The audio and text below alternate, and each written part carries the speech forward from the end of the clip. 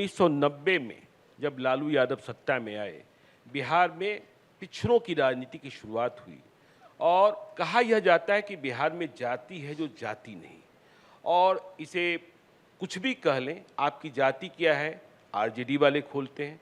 आपको लगता है, कई पॉलिटिकल पंडित्स मानते हैं कि जो आपकी मेहनत है, जो आपका श्रम है, यदि आप ओबीसी होते, ईबीसी होते, दलित होते तो प्रशांत किशोर के जनसुराज को सफलता 2025 में ही मिल जाती। अभी भी मिलेगी, घबराइए अभी भी मिलेगी, अभी भी मिलेगी। मतलब बिहार जाति को तोड़ देगा। भाई, बिहार हर 5 वर्ष में जातियों को तोड़ता रहा है, आप उसको देख ही नहीं रहे हैं ज्ञानेश्वर जी।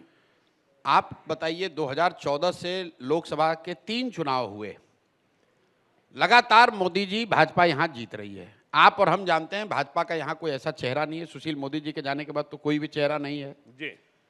जातियों की जो आप बात कर रहे हैं वो जाति की व्यवस्था है, आप लग जाते हैं। और बार बार आप लोग ये कहते हैं कि भाई भाजपा को यहाँ वोट नहीं मिल रहा है, यहाँ मोदी जी को वोट मिल रहा है। कुछ लोग का जिनका ये कहना है कि नीतीश की वजह से मिलता है, तो 2014 में मैं याद दिलाना चाहता हूँ, नीतीश जी मोदी के साथ नहीं थे, बिल्कुल, फिर भी भाजपा यहाँ जीती। लोगों ने कहा मोदी जी के नाम पर वोट पड़ा। तो भाई, मोदी जी के जाति का कितने लोग बिहार में रहते हैं ये बताइए। और मुझे आश्चर्य यह है कि आप जैसे बड़े पत्रकार इस बात को रोज स्वीकार करते हैं, फिर जाके कहते हैं यहाँ लोग जाति पर ही वोट देते हैं। आप बताइए कि 14 में अगर जाति यूपी में टूटा तो क्या बिहार में जाति नहीं टूटी? अगर 14 में कर्नाटक में जाति टूटी तो बिहार में भी टूटी। अगर बिहार में जाति नहीं टूटती और पूरे देश में जाति टूट गई होती तो हम लोग मानते कि नहीं, डिग्री यहां पर ज्यादा है। जब अगर 84 में इंदिरा जी की लहर में कांग्रेस को वोट मिला तो बिहार में भी उनको मिला।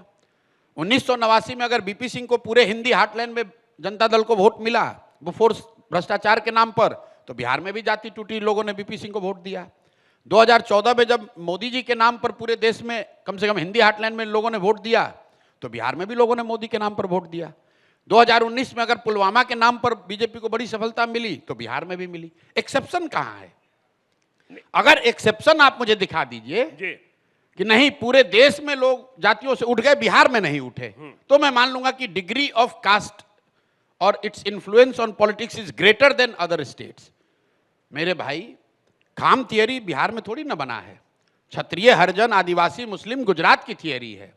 लिंगायत और वोक्कालिगा कर्नाटक में है, कुनबी मराठा महाराष्ट्र में है, कापू, खम्मा, रेड्डी आंध्र प्रदेश में है। और हम लोग ऐसे बात करते हैं जैसे जाति बिहार से ही शुरू होती है और बिहार में ही खत्म होती है।